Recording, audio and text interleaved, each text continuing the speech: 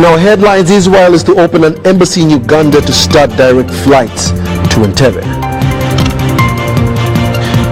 Well, police stranded with 7 unidentified unclaimed bodies. On international scene, Hong Kong hospital staff strike to demand closure of the China border. And in sports, KCCA FC draws Bukedia TC as Villa books date with Kajansi.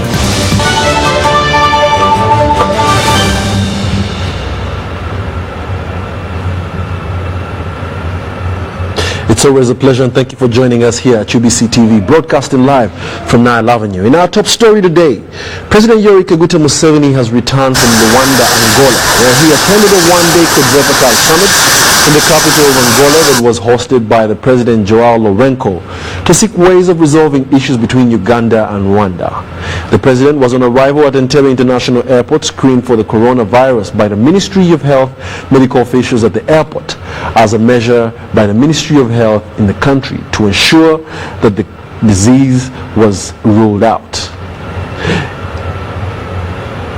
Later on, the President Museveni received credentials of the new Israeli ambassador to Uganda, Oded Joseph, at the airport.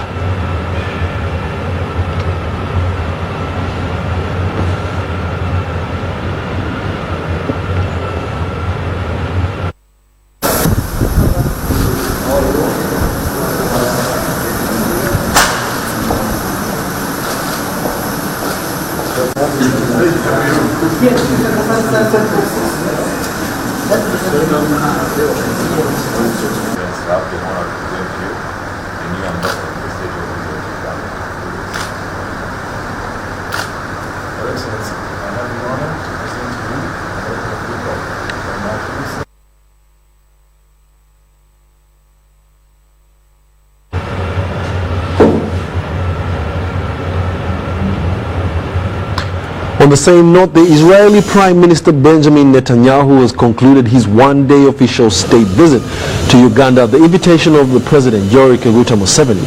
Prime Minister Netanyahu, who arrived in the country today in the afternoon, was accompanied by his wife Sarah Netanyahu, who were received at State House in Entebbe by the President Museveni and his wife, Education and Sports Minister Janet Museveni. During his stay in the country, Prime Minister Netanyahu held bilateral discussions with President Museveni at State House in Entebbe.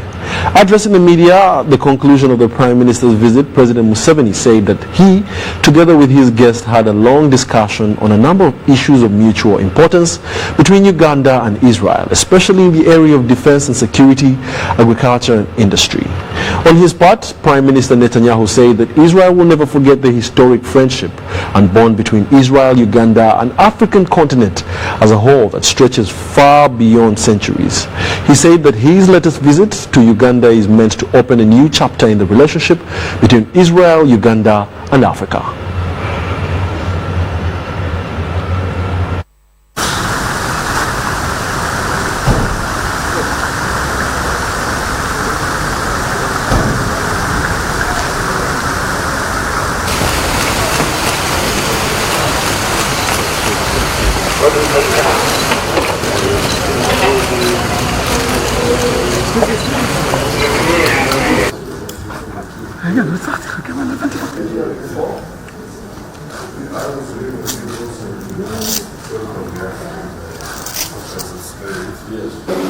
We have had a very long discussion with His Excellency on bilateral issues, and more importantly, we have got a very strong relationship between Israel and Uganda, and we cooperate in all important fields, in the field of security and defense, in the field of agriculture, in the field of some of the industries, like there is an Israeli company working with some people from South Africa, working on the treatment of AIDS. I think they are doing some good work. So I welcome His Excellency Netanyahu, and I'm very happy he came for a few hours. We have had a very good discussion, and I now invite him to give you some ideas. about the way forward. Thank you, Mr. President. What a pleasure for my wife and me and our entire delegation to see you and the First Lady, Janet Museveni, Prime Minister, ministers of your cabinet, and your delegation. This is a real friendship. This is my 5th visit to Uganda it began many decades ago in our first meeting, Mr. President, which I'll never forget. And every visit for me is highly moving. It stirs the chords of my soul. We landed today at right next to the terminal at Entebbe, where my brother fell and where you put up a memorial honoring his memory and the memory of the others slain in the Great Rescue. I'll never forget your friendship. Israel.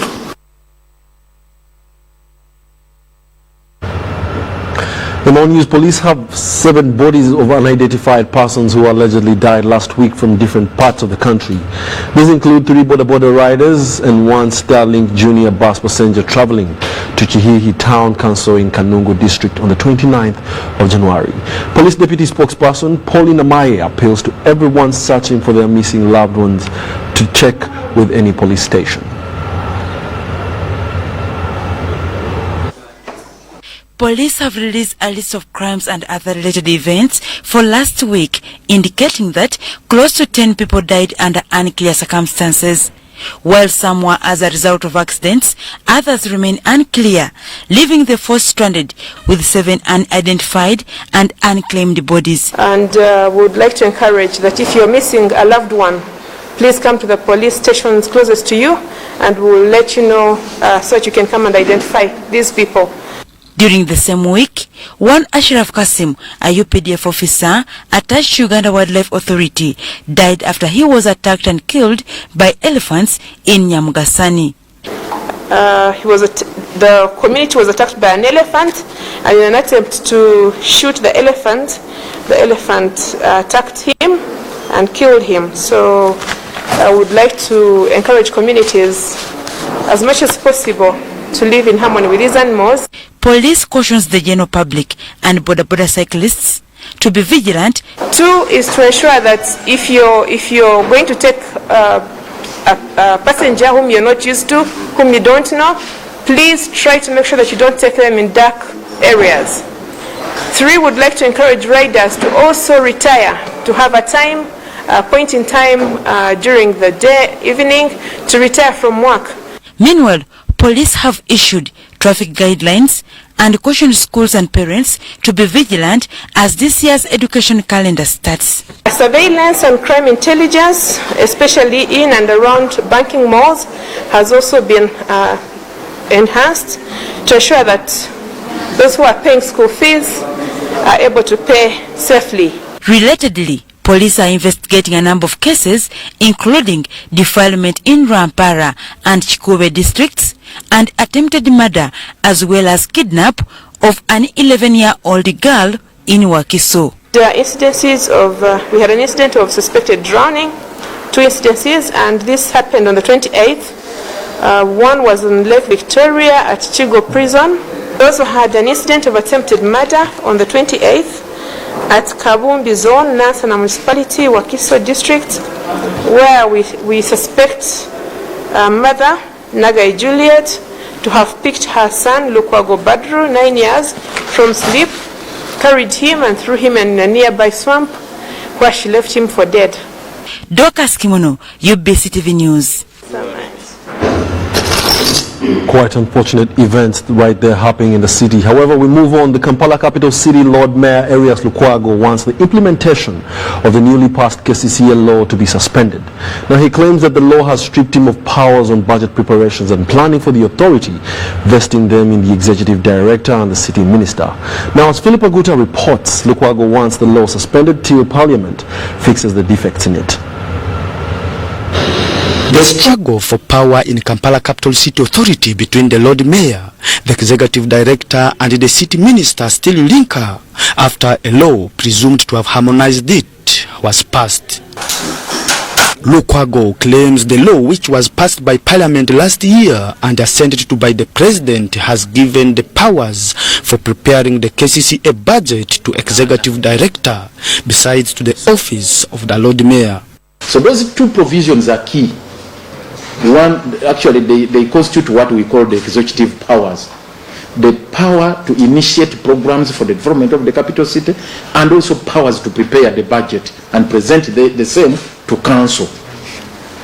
So now, if you give away the same powers to the office of the executive director, you are reenacting the same problems we have had before. You are creating the same landmine that has bedeviled this institution, that has disturbed this institution. Lukwago also alleges that Section 16 of the new law has given powers of planning processes to the city minister instead to the office of the Lord Mayor. The second issue is about inclusion of Section 16 in the final act, which purports to give powers to the minister to coordinate planning issues within the metropolitan area. You will recall, and it's within the public domain, that there was a heated debate on this matter. Again, it comes as a surprise and a shock to us that the same clause has been smuggled. I'm sorry to use that language, but there is a clause that has been smuggled into this act, giving the Minister for Kampala powers. The new law also phases out 4 councillors representing professional bodies of lawyers, engineers, architects and doctors. Question we are asking, do we chase them away right now before they expire of their term of 5 years? How are you going to handle that? I have heard people saying, no, they are going to be compensated for the remaining period. No. If you're elected in office, you're not simply elected to earn a salary. You're elected to serve. So how about the people who elected them? Are they also going to be compensated? If you are compensating these 4 councillors. As a result, the Lord Mayor wants implementation of the new passed KCCA law suspended. So we have invited the Parliament to take a decision and have this law halted, the implementation of this law halted forthwith. On my part, within the powers I have as the Lord Mayor, I have called off all activities geared towards the implementation of this law. It's not clear whether Lukwago's contentions will stop government from implementing the new law. For UBC TV News, I am Philip Aguta in Kampala. Well, thank you, Philip, and we'll be updating you more on that story as it develops. In other news, a section of members of Parliament have questioned National Curriculum Development Centre on implementing the new curriculum without consulting relevant stakeholders. Now, they claim that the new curriculum excludes subjects like agriculture, but incorporates new ones like Kiswahili. The members say the implementation of the program should have been undertaken in phases gradually after consulting all relevant stakeholders. Now, last week, the Minister of Education and Sports, Janet Kataha Museveni, directed the ministry to roll out countrywide trainings for all teachers in schools where the program is to be implemented.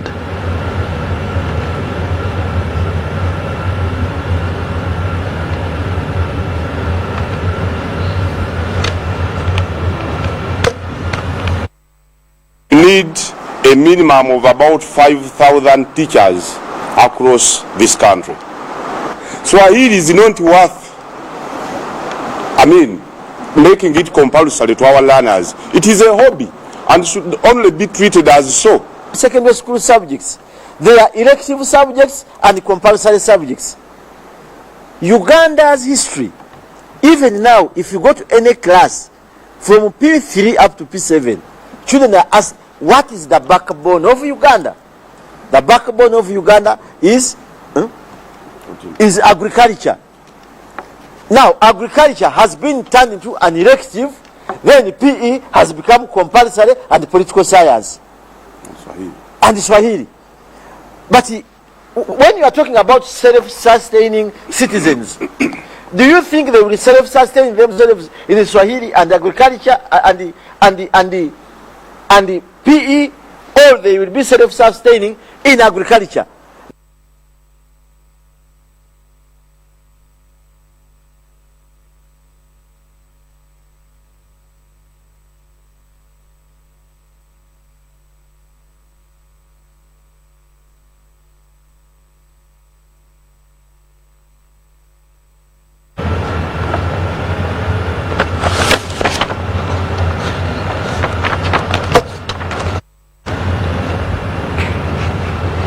In other news, government has embarked on road construction in Kayunga district to satisfy community demand.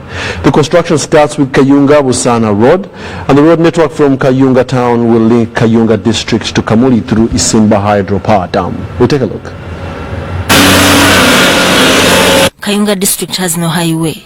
It is bordered by waters, thus in the east by River Nile, in the north there is Lake Choga, and in the west by Seziwa River. The Kayunga-Busana across River Nile road network to Kamuli town will be the first with Tama. Kayunga district leadership says the road will enhance development. Communities in Kayunga and Kamuli will have access to markets where they will sell their goods and merchandise as a way of alleviating poverty. Project ekutakati lwe luguudo lwaffe oluva e Busana e Kayunga town paka ku mwalo wansi enabuganye ate wane ebugobero waliwo kilometers endala 3 kitundu n'olutindo olujja okuyita ku Isimba wansi lugende. Eyo nayo entandikwa y'enkulaakulana. Teri kintu kikyusa bulamu bw'abantu ng'abantu kuba na ntambula nga nnungi. Meanwhile, bodabodas have criticized a Baker construction company for failing to cater for other road users.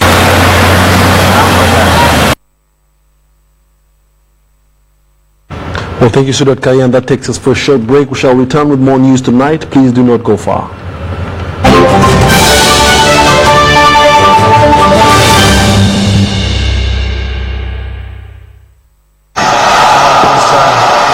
His shooting distance. He's on target.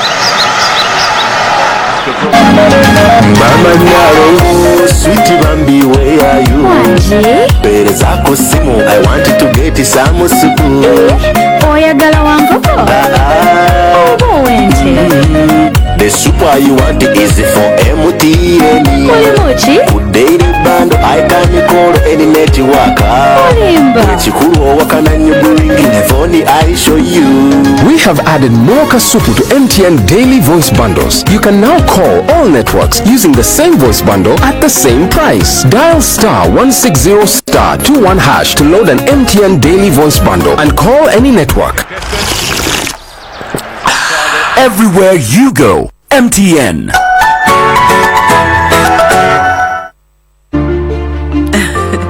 That's my little angel Rose.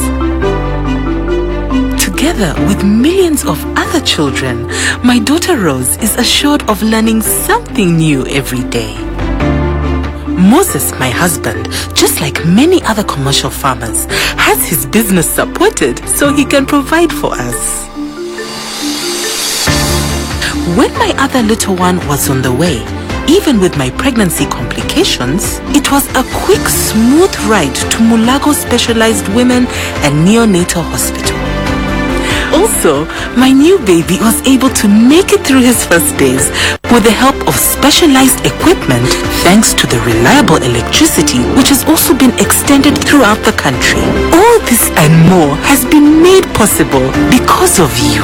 Join us and together let's do more for our country. Get your free tin at www.ura.go.ug. Thank you for paying your taxes. Uganda Revenue Authority. Developing Uganda together.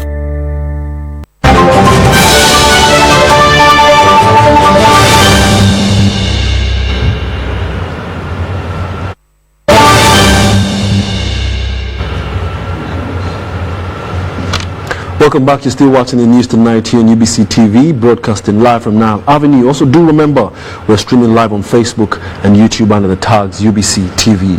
In our next news, business, that is particularly KCCA is soon relocating street vendors to designated newly constructed markets to get them off the streets. The affected people are those vending along Kasubi Road and Busega.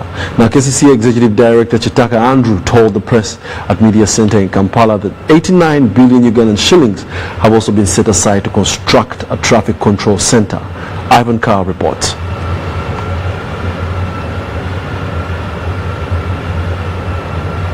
Of a traffic control center at Kampala Capital City Authority headquarters in Kampala. The center will monitor traffic flow in the city. Construction will kick off in April 2020 and the entire project will last 2 years. 89 billion shillings is to be spent on the project. As you can see, there is a lot of traffic in the city and it is very, very difficult to control it without traffic junctions. So we are progressing very well in that area. Government is supporting the construction and renovation of drainage systems to end flooding during rainy season.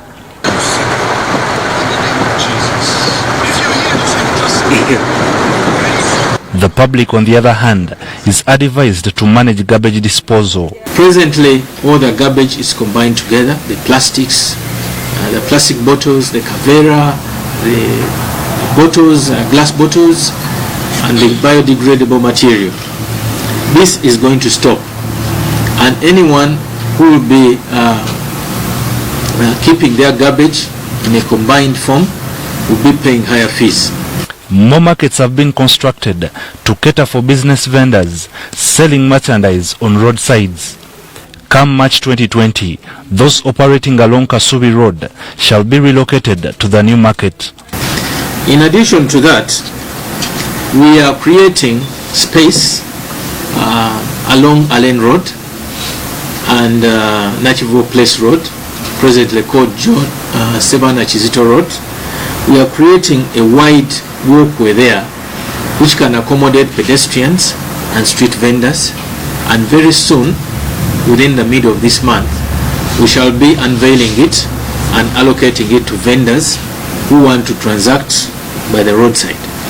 So we are calling upon them to move away from the streets where they have moved now, and we shall give them that space for them to transact from there. Meanwhile, the 4 billion shilling non-motorized transport corridor pilot project will be complete this month.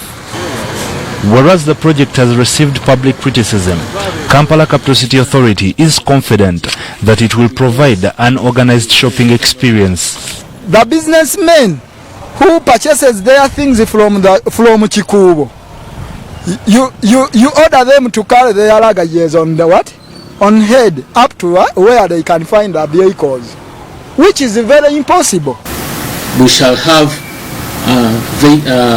bicycles or scooters for hire along this corridor, but they will only be used exclusively for this corridor and will be parked along that route.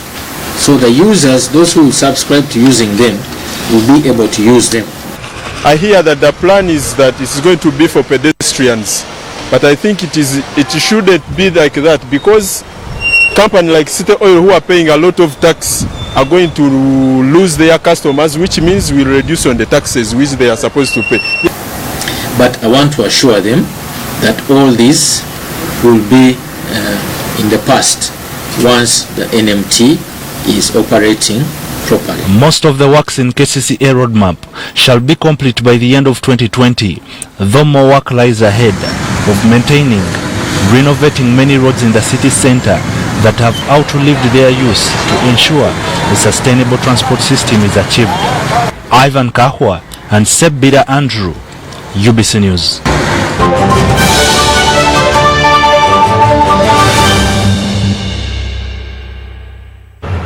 News tonight. Now in the world of sports, the Uganda Cup round of 32 draws have been conducted today at Fufa House, Mengo, with record winners KCCA FC drawn with big league side Bukedia Town Council. Mike Mutebi's side, who have won the competition 10 times, will be the home side, having played undefeated Katida away from home in the previous round. Now, Kajansi FC United have been rewarded with a round of 32 tie with SC Villa. Kajansi eliminated Vipers on penalties and will be hoping for a second successive upset against the Jagoos. For the Jagoos, who were dumped out of last year's edition by Nkambi Coffee, this stage after beating Super Eagles 4-1. Express FC, who are struggling in the league, have been drawn with fellow Uganda Premier League side Maroons FC. Defending champions, Proline FC will host Admin FC. Admin eliminated Police 2-0 in the previous round and will also be eyeing another shock result. The round of 32 will be played from February 11th to the 16th. Proline is the defending champion, having defeated Bright Stars and penalties to win last year's final.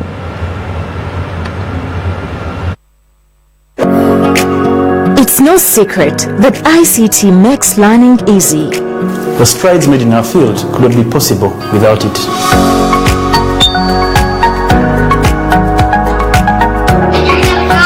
And now we can watch our favorite show. My radio is my best friend. UCC provides an enabling regulatory environment and policy guidance for healthy competition. We also facilitate ease of doing business in the communications sector through licensing, standardization, spectrum management, tariff regulation, rural communication development, and consumer empowerment. An informed consumer is an empowered consumer. UCC supports local content and innovations. Driving the development of a robust communication sector in Uganda is Uganda Communications Commission.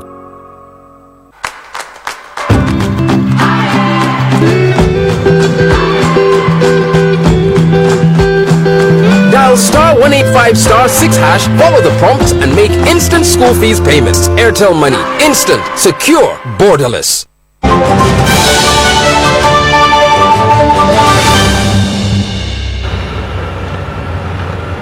Yes, we've come to the end of our news tonight. Let's take a look at the weather update.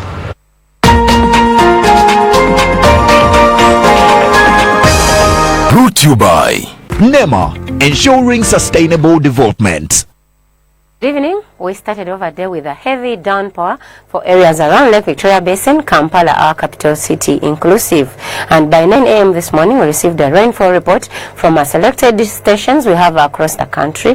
That is Kabale having 31.7 millimeters, Buginyanya 12.8, Wadelai 3.6, Kalengere 1.8, whereas Boshenyi reported 1.5 millimeters. And from the satellite image taken over Africa today, it is indicating that we are receiving moist winds from Congo forests towards our country, and the rain belt is still over our country, leading to the wet activities we are experiencing in different parts of our country. Tomorrow morning we are expecting rains in the southern stretch of the country together with the central. The northern stretch we are expecting sunny intervals. Later in the afternoon we are expecting thunder showers in most parts of our country.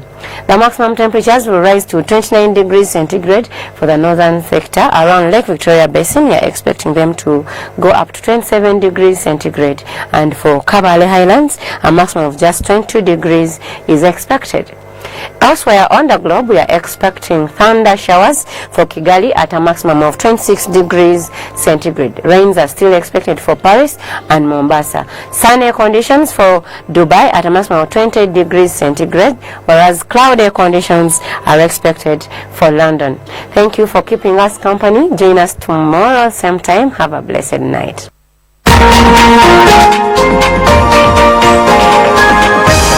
Brought to you by NEMA, ensuring sustainable development.